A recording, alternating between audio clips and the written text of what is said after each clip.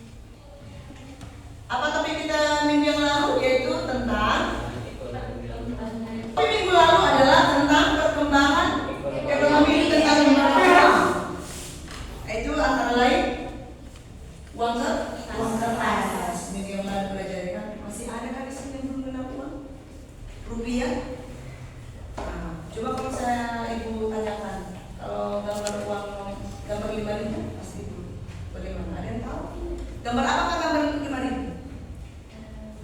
Udah tiap hari. Gambar apa di kita? Gambar apa nih kita? Orang sedang menari. Orang sedang menari, gitu ya.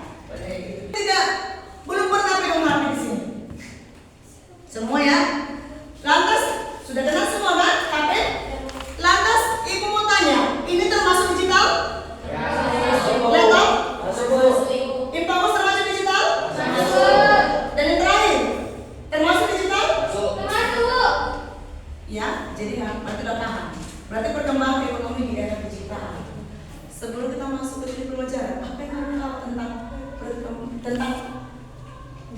ini, era perkembangan ekonomi di era digital, apa lagi?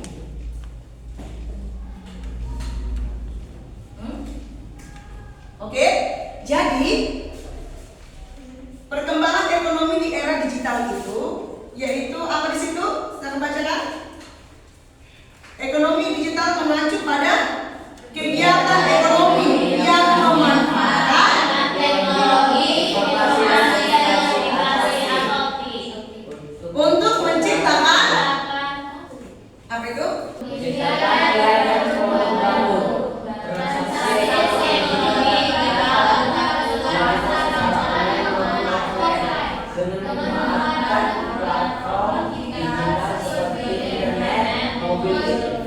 Perkembangan ekonomi di era digital. Digital itu tentang apa tadi? Teknologi. Termasuk apa? Alat teknologi yang pernah kamu pegang. Sebenarnya sehari-hari kamu adalah handphone atau HP, ya kan? Siapa yang tentang mobil desain, jaringan seperti internet. Semudah kita dengan internet? Sudah? Oke. Baik. Kayaknya ada yang menjawab, ada enggak? Berdiri dulu. Asli sebentar. Asli kita seperti yang ibu ajar sama kalian minggu yang lalu, yaitu tentang up dan down. Ada pegang masing-masing. Dimulai. Up, down, up, boom. Selamat dulu. Wow, sampai tepuk tangan dulu. Baik, kita akan masuk dalam durasi kita. Sebelum masuk, kita lihat dulu apa yang menjadi tujuan pembelajaran. Yang pertama, siswa mampu menjelaskan pengertian ekonomi digital secara umum. Kedua, peserta didik mampu memahami perkembangan ekonomi masyarakat yang berorientasi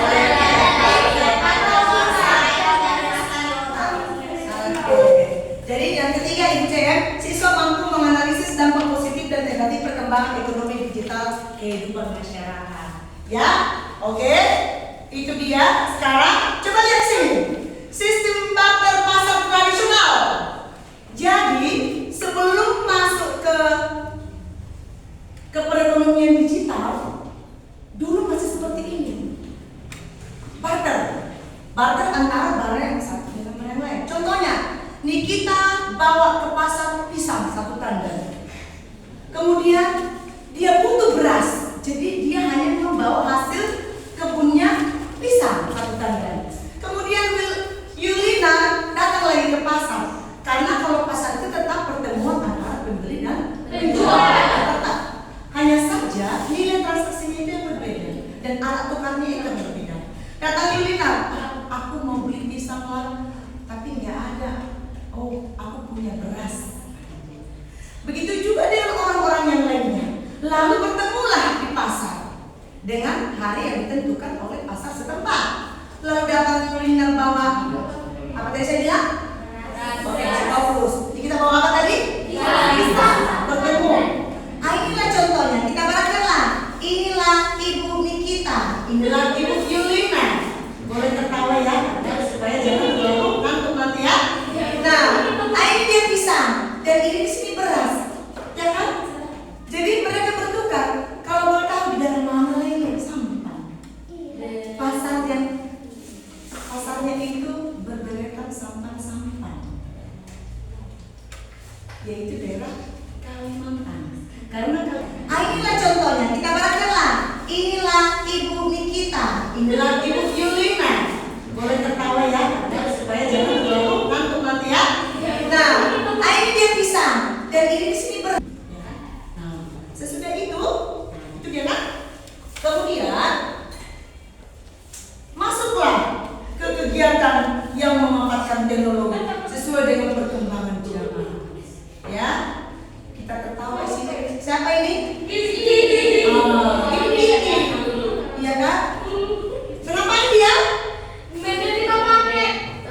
Berarti sebelum dia pakai transaksi apa yang dilakukan? Belanja online atau daring. Katakan di sana, kalau transaksi ekonomi digital dapat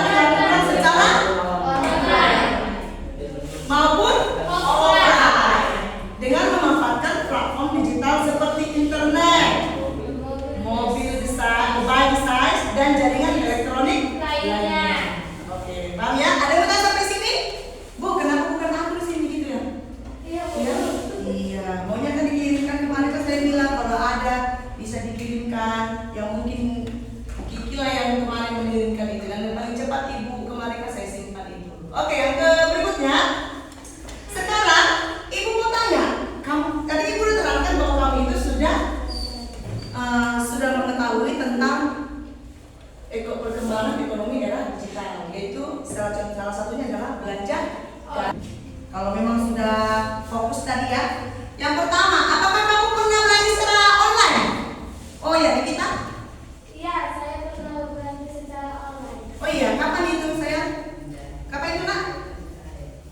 Baru-baru ini? Udah lama. Tapi uangnya uang dari mama. Uang dari sekolah. Apa ya? Oke, yang kedua, barang apa saja yang biasanya kamu beli secara online? Iya, Pak Pasca. Saya biasanya membeli pakaian, buku, alat tulis, perlengkapan elektronik, dan kebutuhan rumah tangga seperti sabun atau makanan ringan. Oh iya, dan ternyata tidak perlu lagi ke warung, bisa secara online. Ya. Oke, yang ketiga, sejak kapan kamu melakukan pembelian barang secara online? Saya mulai berbelanja online itu sejak tahun 2020. Karena Oh. di situ kan saat pandemi, Bu. Jadi aktivitas di luar rumah dibatasi. Jadi dari situ saya belajar untuk belanja online. Iya, ibu langsung ingat waktu itu memang. Kejadian waktu itu memang. Jadi yang keempat, mengapa kamu membeli barang kebutuhan tersebut secara online? Agar lebih mudah.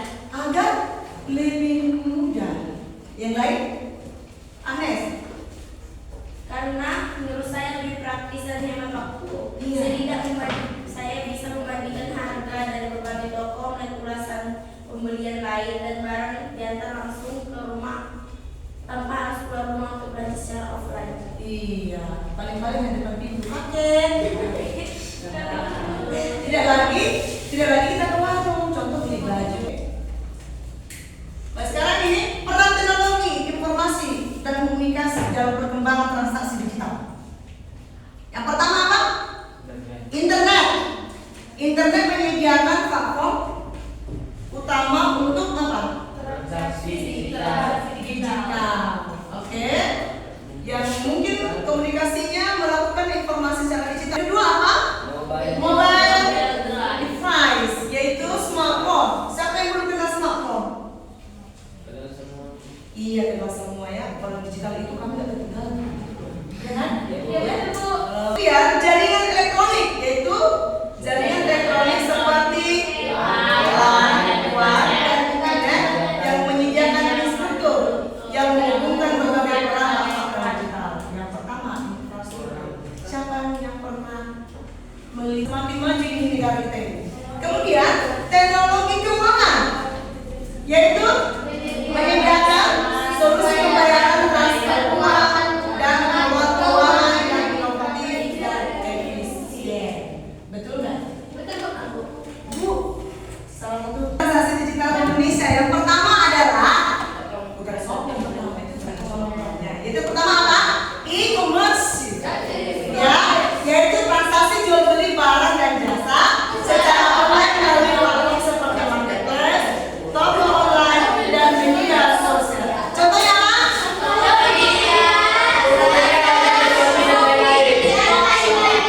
Iya, TikTok Shop. Yang terbaru adalah TikTok Shop. Kalau Shopee ini udah lama ya. Sekarang, oke, yang kedua apa? E-commerce, yaitu transaksi jual beli barang dan jasa. Iya.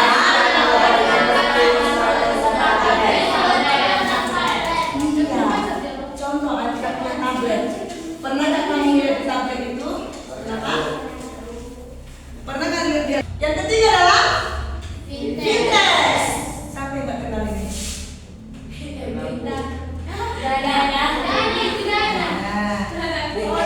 Ini BRI Mobile. Berarti belum tahu. BRI Mobile di handphone orang tua siapa aja ada? Abangnya. Mobile banking BRI. Itu termasuk apa tadi sangat ibu katakan? Fintech. Ya. Oke. Kedua, ride hailing bukan nasi. Ini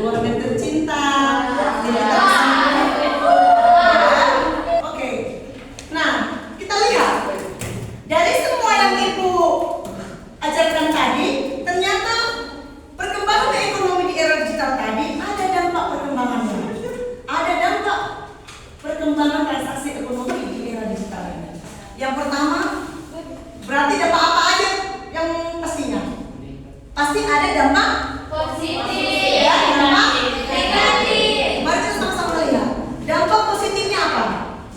Coba bacakan dulu sini kita. Satu, meningkatkan efisiensi dan efektivitas transaksi. Yaitu Transaksi digital dapat dilakukan dengan lebih cepat, mudah, dan murah dibandingkan transaksi tradisional. Hal ini kita seperti Shopee tadi, ya kan? Mereka dapat memasarkan produk dan jasanya kepada konsumen di seluruh dunia dengan mudah dan murah. Jadi Shopee ini sudah sampai loh ke lebih. Jadi kalau kalian kebetulan kebetulan ada di Thailand, aku mau pesan Shopee lah, karena aku kan pecinta Shopee. Ya. Yang berikutnya, mendorong inovasi, yaitu apa aja itu ekonomi digital, mendorong inovasi dalam berbagai sektor seperti keuangan perdagangan dan pendidikan. Hal ini karena pelaku usaha harus berlomba-lomba untuk mengembangkan produk dan layanan baru yang lebih baik. Jadi ibu teringat lagi di sini. Kalian sudah tahu kan TikTok Shop? Dampak negatif. Ternyata ada dampaknya. Justru dampak negatifnya paling banyak. Ya, dalam kegiatan sehari-hari pasti ada itu. Yang pertama apa itu? Kesenjangan digital. Yaitu tidak semua orang memiliki akses internet dan perangkat elektronik yang memadai sehingga dapat menimbulkan kesenjangan digital. Hal ini dapat membuat mereka ketinggalan Kemudian yang kedua, kejahatan cyber. Apa cyber? Yaitu kejahatan cyber. Itu transaksi digital rawan terhadap kejahatan cyber seperti penipuan online, pencurian data pribadi yang merugikan siapa? Konsumen dan pelaku usaha. Jadi kita ambil contoh yang sederhana saja seperti Shopee. Ya, pernah nggak ditipu? Mungkin sekali ini kamu belum pernah ditipu. Tapi ada sekarang kasus benar, ada sekarang kasus terus. Yang ketiga, hilangnya pekerjaan. Maksudnya itu apa? Otomatis kan hilang pekerjaan kalau sudah ada contoh. Ini ketergantungan pada teknologi ekonomi digital membuat masyarakat semakin bergantung pada teknologi seperti kecanduan. Apa? Kecanduan apa? Kecanduan gadget dan penurunan interaksi. Ibu akan berikan ke KPD. Ibu akan bikin 3 kelompok ya. Iya, kelompok nanti semoga nanti masih ada waktu, semua nanti berpresentasikan di depan ya. Oke, silakan dikerjakan. Ya, satu-satu ya nak. Kelompok 2 ya. Kelompok 2 tadi bertanya, kenapa?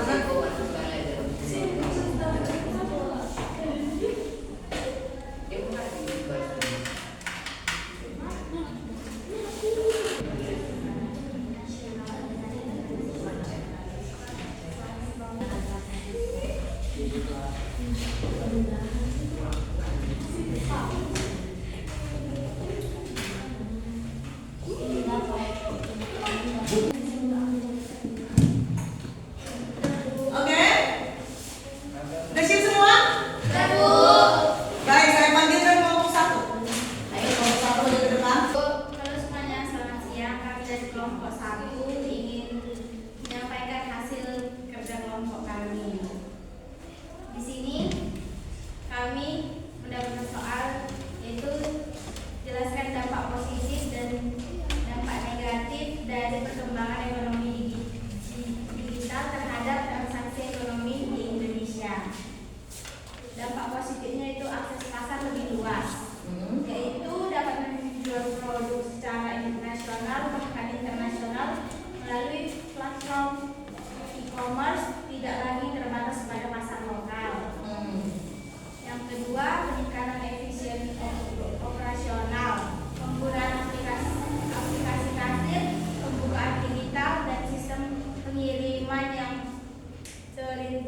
terintegrasi dapat mengefisienkan dan mempercepat kegiatan opsional.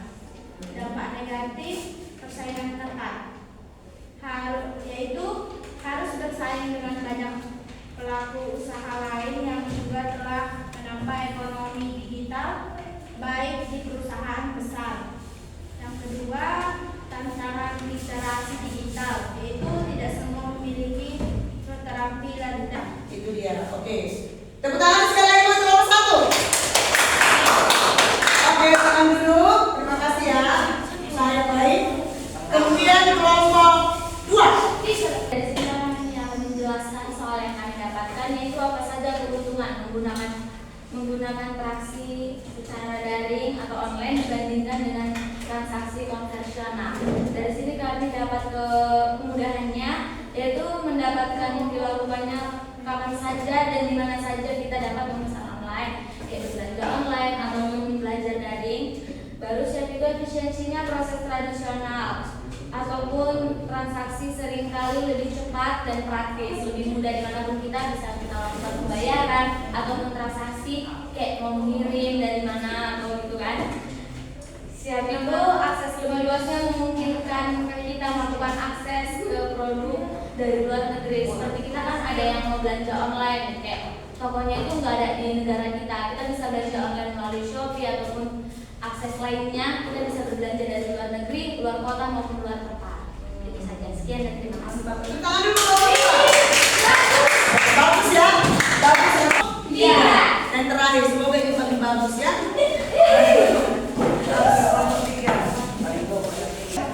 Yang lain dengarkan.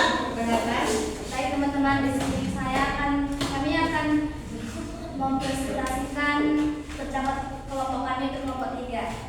Di sini kami mendapatkan satu soal, yaitu sebutkan dan jelaskan minimal 3 contoh penerapan ekonomi digital dalam kehidupan sehari-hari. Jawaban yang kami dapat yaitu 1. E-komersi, belanja berbagai barang kebutuhan secara online melalui platform seperti Tokopedia, Shopee dan lainnya. Contohnya kita ingin membeli alat tulis, kita bisa membelinya melalui Shopee, Lazada atau Tokopedia. Yang kedua yaitu fintech, menggunakan dompet digital, fintech yaitu penggunaan dompet digital, mobile banking atau payment gateway untuk melakukan pembayaran secara non tunai. Contohnya bisa transfer melalui Dana. Yang ketiga yaitu transportasi online, layanan seperti berbagai kendaraan seperti Gojek dan Grab yang menghubungkan pengemudi dengan penumpang melalui aplikasi. Seperti contohnya orang tua atau orang kita tidak bisa menjemput kita bisa memesan secara online, itu yang disebut Grab atau Gojek. Maksud nggak itu ya? Iya, Bu. Oh, maksudnya nggak itu. Jadi maksudnya? Iya. Baik, hanya ini yang kami dapat sampaikan. Terima kasih. Minggu depan kita akan belajar tentang perubahan sosial ya. Itu kita streaming dulu sebentar.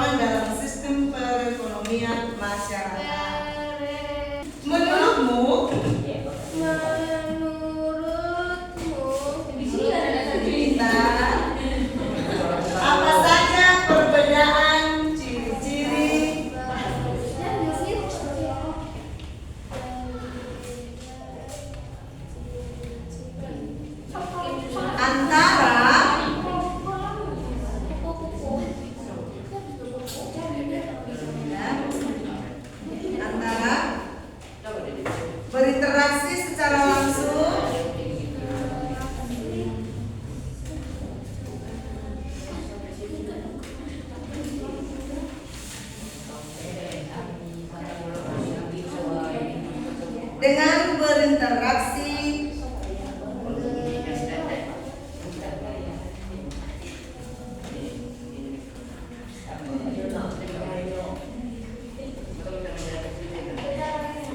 melalui media digital. Bagaimana menurutmu tentang rendahnya akses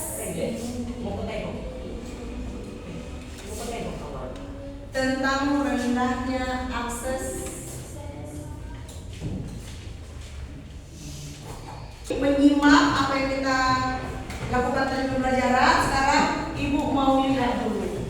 Nah, yang terakhir, bagaimana perasaanmu setelah belajar tentang matematik? Oke, untuk kelompok 1 silakan dulu mimik wajahnya, sesuaikan dulu mimik. Akan tutup dengan doa. Siapa?